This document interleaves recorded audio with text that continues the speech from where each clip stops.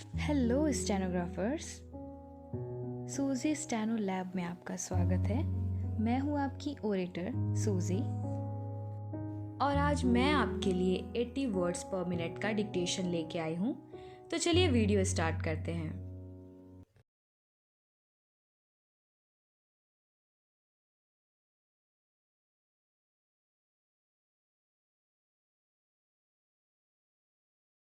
Ready, start.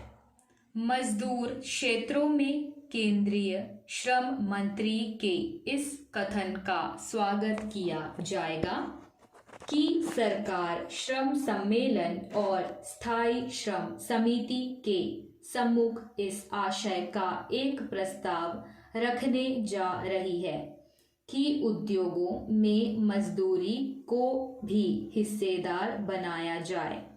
Bharat एक लोकतांत्रिक समाजवादी देश है। वह समानता और शोषण से मुक्ति के सिद्धांत में विश्वास करता है।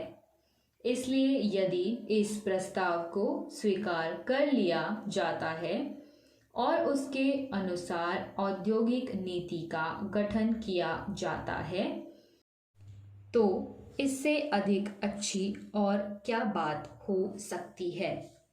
जहां तक औद्योगिक प्रबंध में मजदूरों के भाग की बात है, सन 1947 में सरकार ने यह कानून बनाया था कि जिन कारखानों में आवश्यक समझा जाए वहां श्रम समितियां बनाई जाए।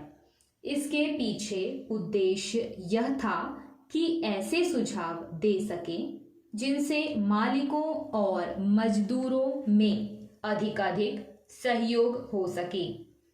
उनको कोई विशेष लाभ नहीं हुआ और यही कारण था कि उसके 10 साल बाद एक त्रिपक्षीय वार्ता एवं अध्ययन के बाद मालिक मजदूरों द्वारा संयुक्त प्रबंध समितियों के निर्माण का विचार रखा गया।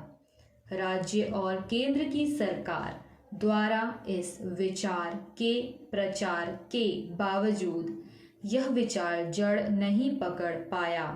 यद्यपि उनका कार्यक्षेत्र निर्धारित कर दिया गया था, परंतु राष्ट्रीय श्रम आयोग के इस परिणाम पर पहुंचा कि जहां ये समितियां कायम की गई वहां उद्देश्य पूर्ति में कोई सफलता नहीं मिली।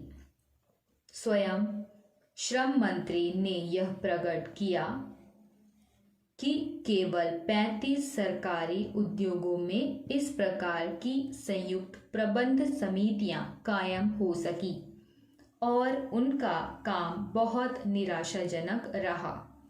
औद्योगिक लोकतंत्र की दिशा में वह एक कदम था, परंतु वह आगे न बढ़ सका। अब पुनः कुछ दिन पूर्व श्रम मंत्री ने घोषणा की थी कि सरकार ने उद्योगों के प्रबंध में मजदूरों को शामिल करने का निश्चय किया है और इसके लिए प्रशासन सुधार आयोग की सिफारिश के अनुसार कारखाने के निदेशकों में से एक मजदूरों का प्रतिनिधि रखेगी। अब उन्होंने श्रम मंत्रालय के बजट अनुदान पर हुई बहस का जवाब देते हुए न केवल यह बात दोहराई है, अपितु यह संकेत भी दिया है कि उद्योगों में मजदूरों की हिस्सेदारी की योजना भी सरकार के दिमाग में है। कहना न होगा कि यदि यह योजना कार्यान्वित कर दी गई तो प्रबंध और मिल्कियत दोनों में मजदूरों की साझेदारी होने से औद्योगिक क्षेत्र में एक क्रांतिकारी युग का श्री गणेश हो जाएगा।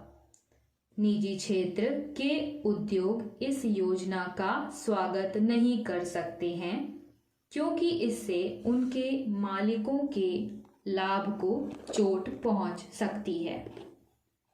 स्टॉप।